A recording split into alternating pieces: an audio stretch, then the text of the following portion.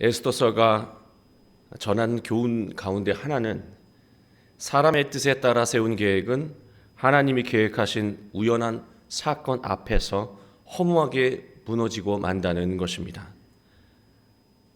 또 그와는 반대로 하나님의 뜻에 따라 삶을 계획하는 사람은 위기를 만나는 순간에 하나님이 준비하신 그 우연의 사건으로 기적을 경험하게 된다는 것이죠.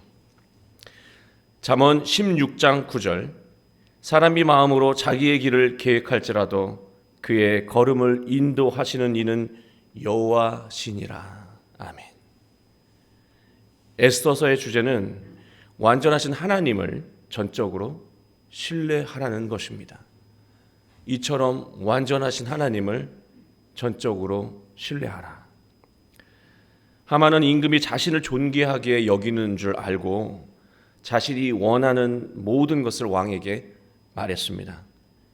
그러나 정작 모든 것을 누리게 된 것은 자신이 그렇게 무릎을 꿇히고 싶었던 자, 그렇게 죽이고 싶었던 모르드게가 모든 것을 누리게 되었습니다.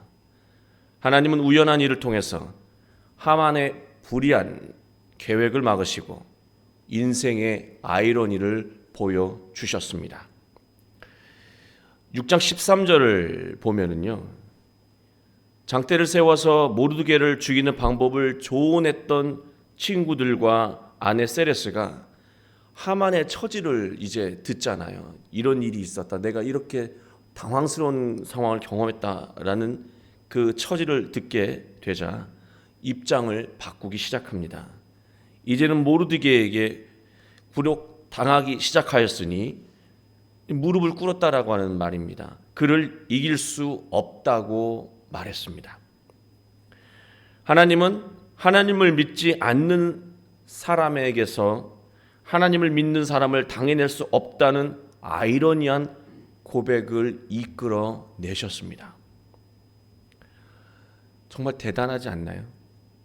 하나님 정말 대단하신 것 같아요. 하나님을 믿지 않는 사람 입에서 하나님을 믿는 사람, 그 유다인을 우리는 이길 수가 없다고 말하고 있어요. 근데 더 놀라운 것은 이렇게 삶의 뼈저린 경험을 통해서 깨달았는데도 하나님을 믿지 않고 있다는 사실입니다. 그런 면에서 저는요, 하나님을 믿는다라고 하는 것은 내가 하나님을 선택한 것이 아니라 하나님이 나를 선택하지 않으면, 하나님이 여러분을 선택하지 않으면 하나님의 백성 자녀가 될 수 없다는 것입니다. 그 은혜를 감사하는 시간 되시기 바랍니다. 그리고 하만 주위의 사람들은 삶의 태도가 어쩌면 그렇게 하만과 똑같은지 모릅니다.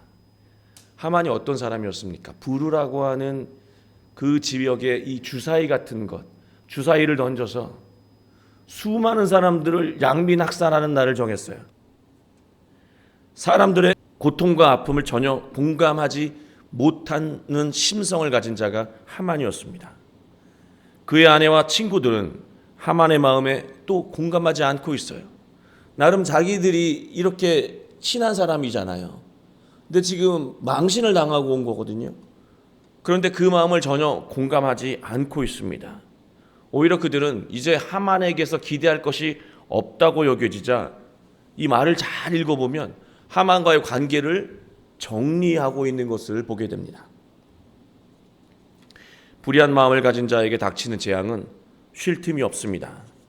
왕의 내시가 찾아와 하만을 궁궐로 데리고 갔습니다. 에스더는 잔치를 열고 하만 앞에서 왕에게 자신의 소원을 말씀드렸습니다.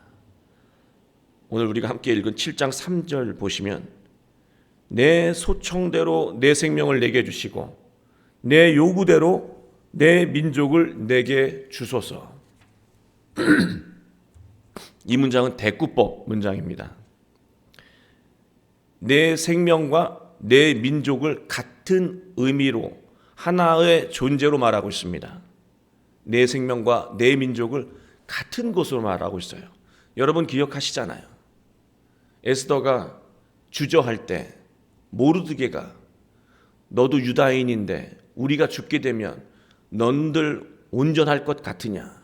우리는 함께 갈 수밖에 없는 운명 공동체라고 하는 것을 에스더에게 말했고, 에스더는 그 기도를 통해서 깊이 깨닫고 변화된 거 아닙니까? 내 생명과 내 민족을 이제 하나로 보고 있습니다. 기도의 힘이 어디서 나온다고 생각하십니까? 우리가 기도할 때 누군가를 위해서 기도를 합니다.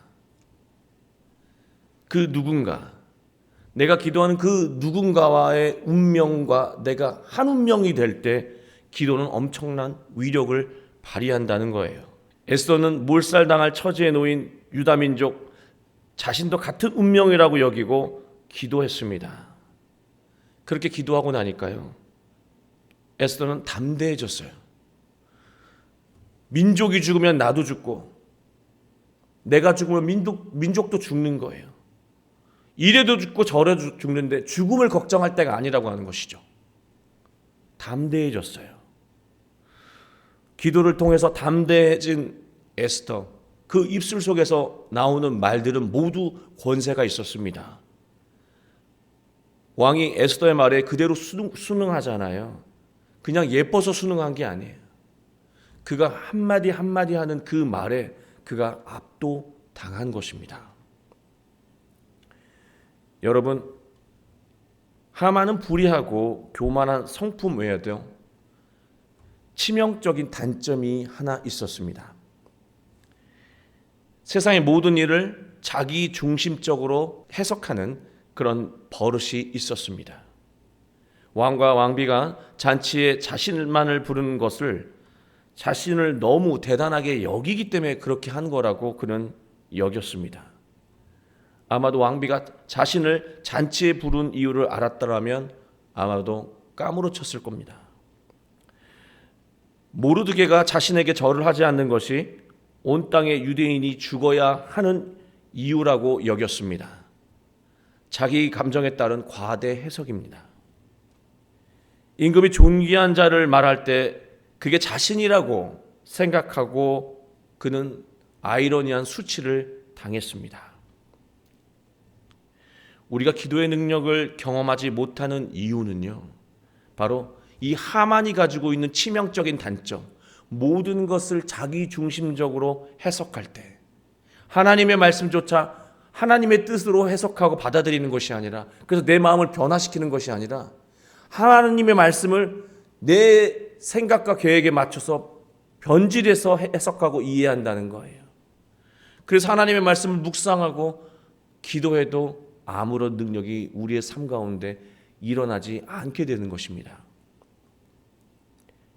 자기 중심적인 사고로 기도하면 기도는 능력이 없다는 것입니다.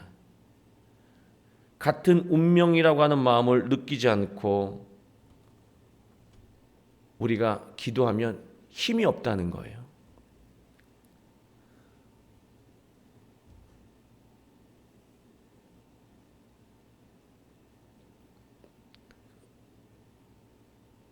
저 형수님이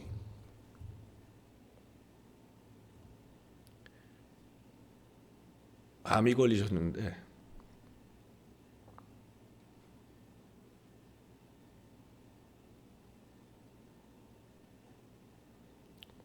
저도 이 에스더서를 읽으면서 은혜 받기 전에는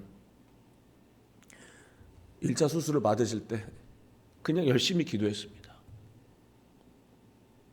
내가 암이 걸렸다는 마음으로 기도한 적이 없었습니다.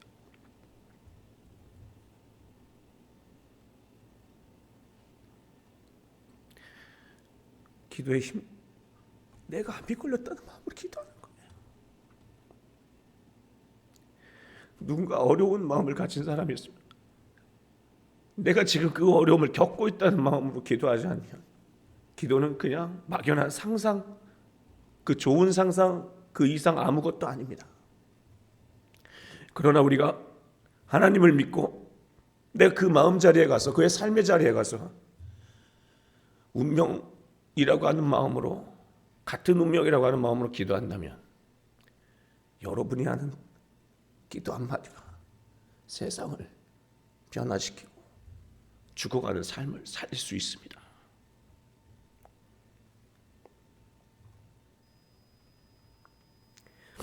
우리는 누군가를 위해서 기도하지만 우리의 기도 안에는 그는 없고 그 누군가는 없고 오직 나만 있습니다.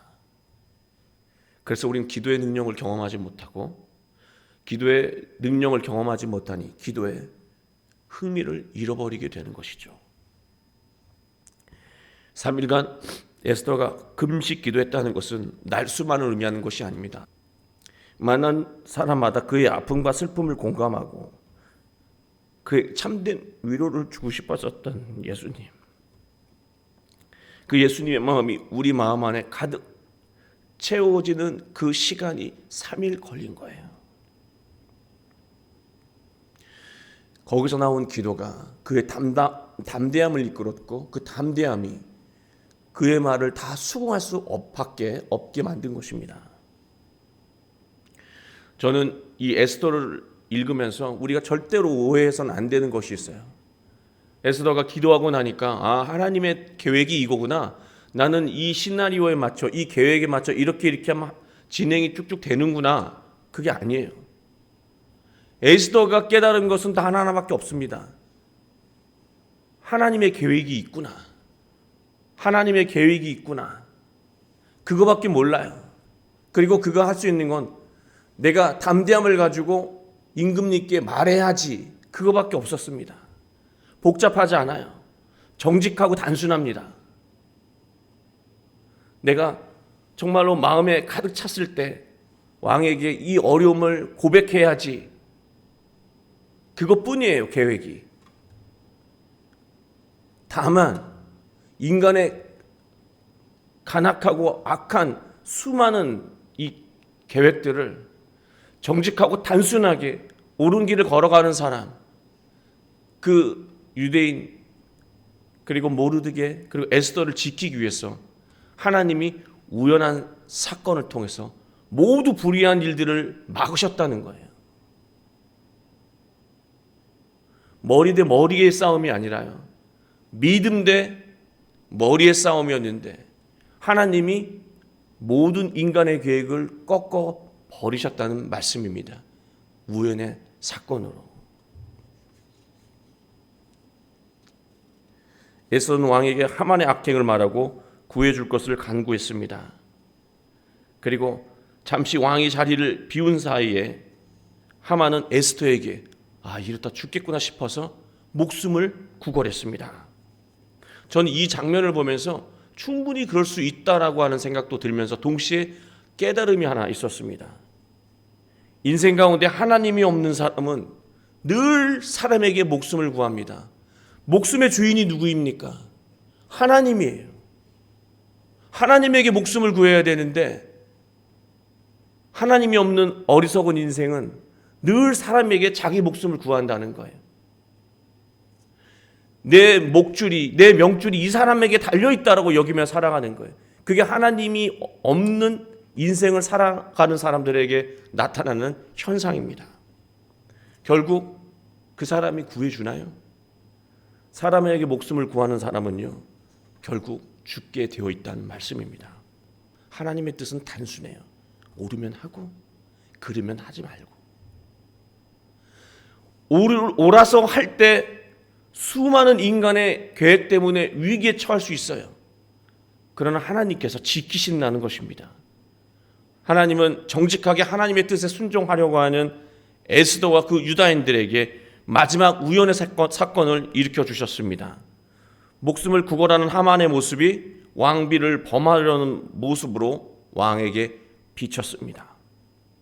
화가 난 왕은 하만을 장대에 매달아 처형했습니다. 하나님은 하나님이 없이 살아가는 사람들이 어떤 결말에 이르게 되는지 인생의 아이러니를 통해서 정확하게 보여주셨습니다. 여러분, 예수님의 십자가도 아이러니의 깨달음입니다. 예수님이 십자가를 지고 올라가시다가 십자가가 너무 무겁고 지쳐서 쓰러지시죠.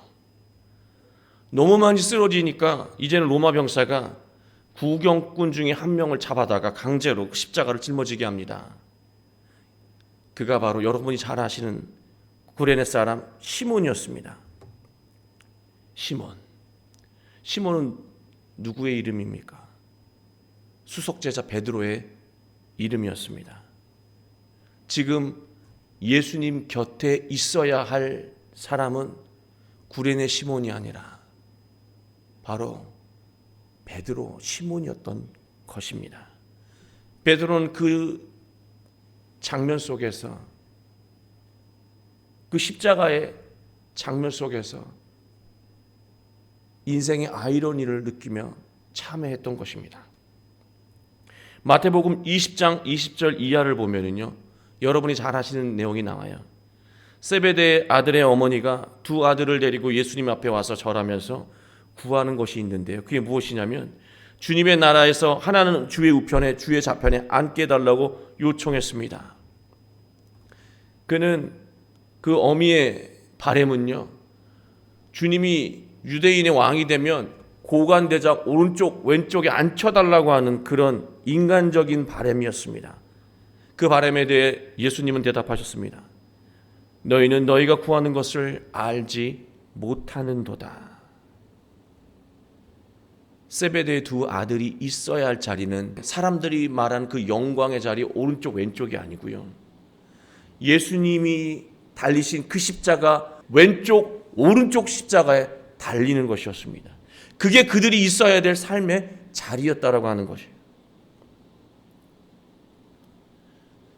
그 강도의 두 십자가는 바로 우리가 달려야 될 그 십자가라고 하는 것을 성경의 십자가는 우리에게 아이러니로 가르쳐주고 있습니다. 이제 이 성금요일에 우리의 십자가, 내가 저 멀리 던져버렸던 자기 십자가를 다시 어깨에 짊어져야 한다는 것이죠. 그 십자가에서 놀라운 생명의 능력이 우리의 삶 가운데 다시 생겨나게 될 것입니다. 두려움에 짓눌리고 욕심에 흔들릴 때 우리는 에스더처럼 기도해야 합니다. 하나님과 하나가 되는 기도, 슬픈 자와 같은 운명을 느끼며 기도한다면 우리는 하나님의 계획을 볼 수 있어서 기쁨으로 자기 십자가를 지며 생명력으로 가득한 구원의 삶을 살아갈 수 있을 것입니다. 그 구원의 십자가, 내 능력의 십자가, 내 권능의 십자가, 세상을 압도하게 만드는 그 십자가, 오늘도 지고 승리하는 삶을 살아가는 여러분이 되시길 주님의 이름으로 축원합니다.